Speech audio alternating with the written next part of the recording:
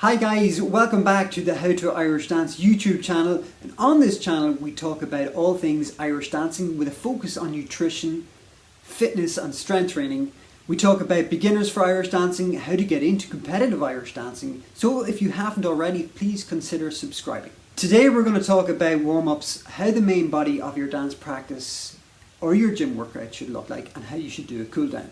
Now, a proper warm-up does three things. It increases joint mobility, increases blood flow to the major muscles in your body used during your dance practice, and it raises your core body temperature. The purpose of a good warm-up is to increase your mental and physical readiness for the workout to follow. Now, back in the day when I was a competitive Irish dancer, we used to just warm up by getting on your shoes, your Irish dancing shoes or your travel shoes, and getting on stage and just doing it.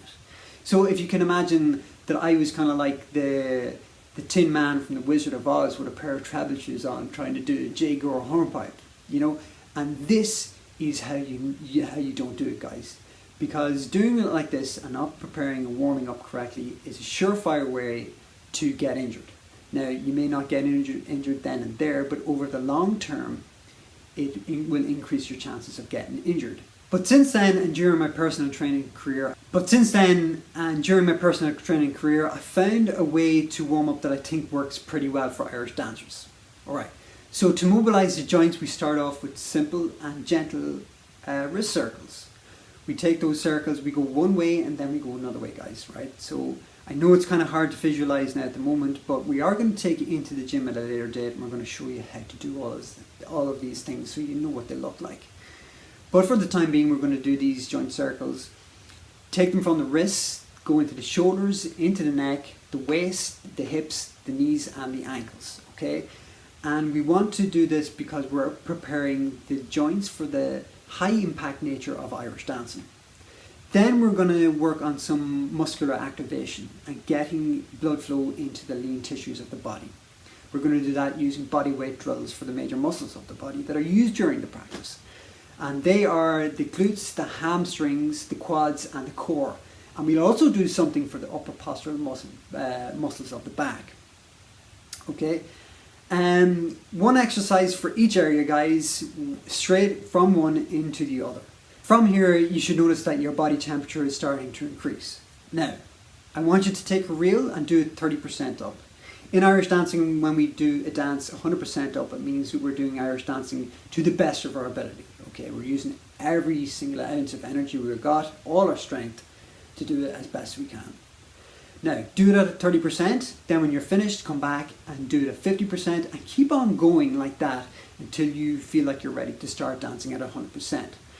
This is the point where it's kind of different for everybody. But for me, when I'm ready to start dancing at 100%, I feel like my body's really, really warm.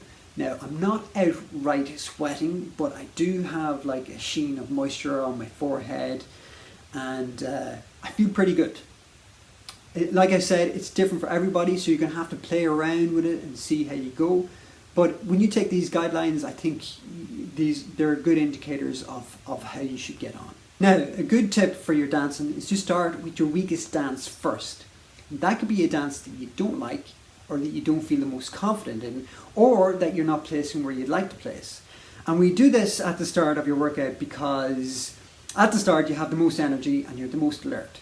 And because your weakest dance, by that definition, is your weakest dance, you also have the most room to improve.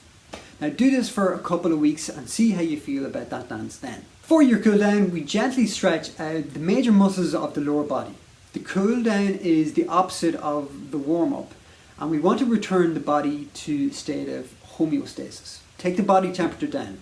Now, a few of my professional Irish dancer friends have said that a good way to cool down is actually to go out for a stroll for like 5 or 10 minutes. Now, not an intense kind of really, really getting into it kind of a walk, but a stroll to relax, to get some fresh air and to clear out that kind of mental fatigue, clear the head.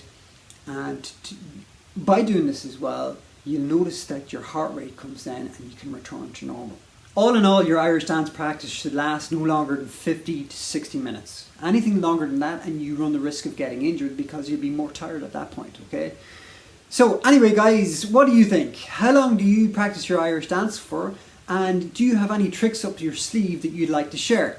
My name is Alan Fox, and I'll see you next week, where we are going to be covering endurance training and interval training and how to do them both for your Irish dancing practice. So until then, I'll see you then.